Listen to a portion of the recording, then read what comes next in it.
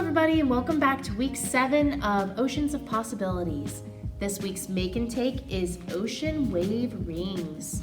So make sure you run on down to your local library, grab a bag, and make sure you have needle nose pliers, wire cutters, and the instructions call for a ring mandrel. We don't have a ring mandrel, so any cylindrical object, we used a big fat marker, will help.